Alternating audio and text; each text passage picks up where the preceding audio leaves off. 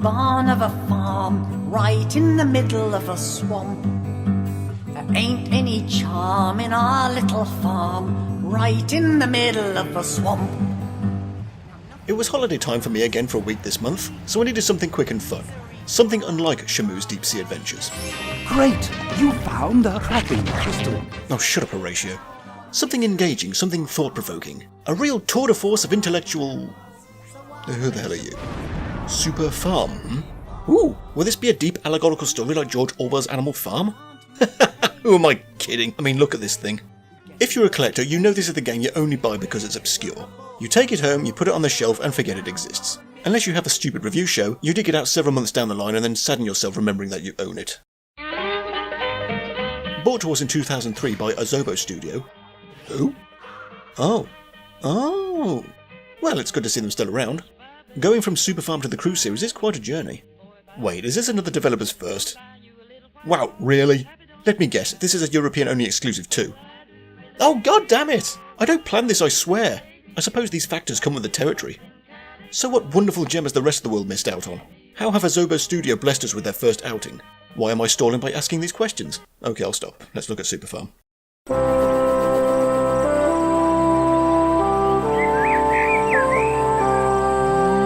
It's a peaceful day out in the country, blue sky, green grass, and... tone set.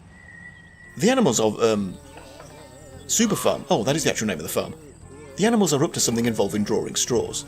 They draw them one by one. Nah, too bad, pig, you get the... Wait, what are they playing? Wig? Makeup? Fake boobs? Are they going to gang rape the pig? It seems Super Farm is a bit of a sausage fest, and not because of the pig. Fortunately for... what's his name? Oinker. Original. The truck that has been speeding to Super Farm arrives.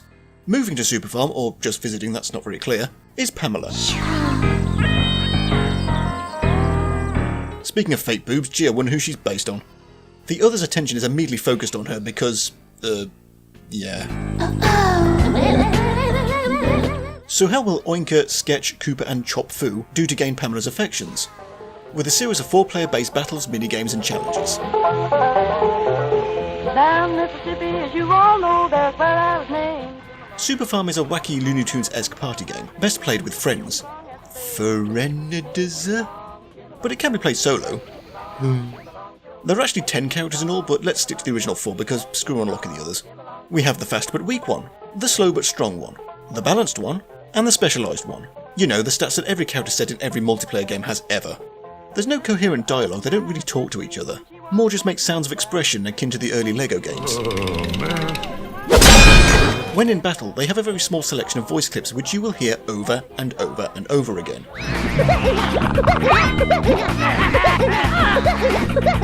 It's still less annoying than Simlish though, am I right? You may have noticed that this sports the good widescreen. This certainly does benefit a game that supports up to 4-player split screen.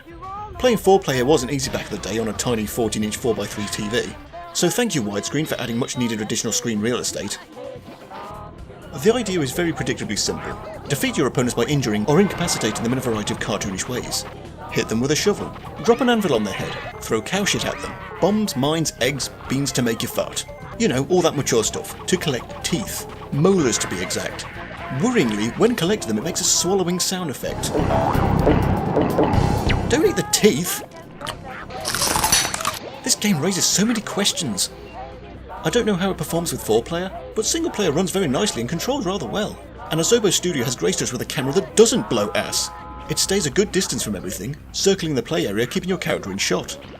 Oh, how many biscuits can you eat this morning? This morning. How many biscuits can you eat? The usual Battle Royale isn't the only playstyle. Pamela likes stuff and wants stuff brought to her. In one scene she finds a random mushroom and just eats it. This gets her high for a few seconds. The guy sees this opportunity by offering her more, I'm sure for the purpose we're all thinking. Amount of questions rising! So she just sits on her ass while you all kill each other to please her cravings. Why, is there something wrong with her legs? This is repeated later in a shopping mall when she wants a bottle of perfume. Did you really go on holiday with no spending money? Or are you now realising you can take advantage of horny men? Clocks, because variety. How many times have we seen this time trial level? Collect the clocks to add a very small amount of time to your already butt-clenchingly tight limit. This will test your platforming precision, but this will never beat the heart-stopping clock collecting in the Die Hard with a Vengeance part of Die Hard trilogy. Challenges, for when you feel like you haven't tortured yourself enough. These definitely seem like an afterthought. These are basically the Battle Royale stages with single player. Seeing how long you can keep up the stages test before you run out of time, fuck up or take your own life from this monotony. Extras, because I'm sure you're all clamouring to watch the snappily animated cutscenes. Which begs the question, why does this need a story? Okay, having a reason why the characters move from location to location makes sense, but what went into the plot's thought process?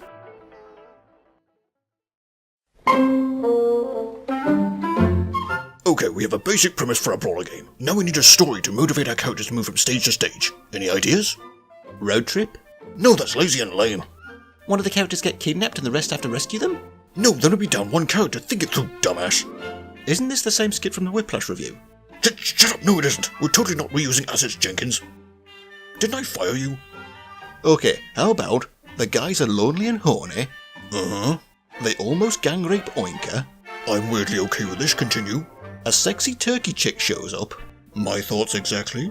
And they fight and trip over each other trying to impress her, chase her all over the place because masturbation doesn't exist in this universe. Brilliant! That doesn't sound stupid at all! Go team! You suck. Shut up, Jenkins.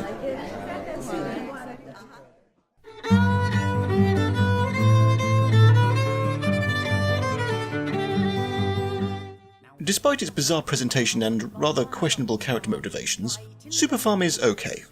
If you can actually coax 3 other people into playing, and you all get high and or drunk, there is fun to have here. But due to its obscurity, it'll get way overshadowed by far more popular and probably better games.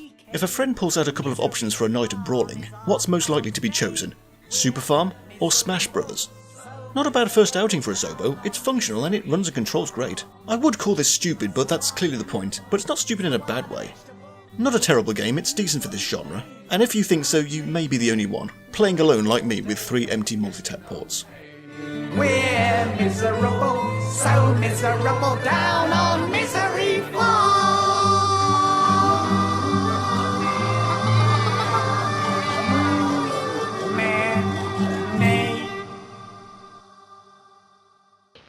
Oh, how many biscuits can you eat this morning? This morning. How many biscuits can you eat this evening? This evening. How many biscuits can you eat? 49 and a ham of meat. This morning, this evening, right now. Oh, I love my wife and I love my baby this morning. This morning. Love my wife and I love my baby this evening. This evening. Love my wife and I love my baby. Oh, I love my biscuits, soft and gravy.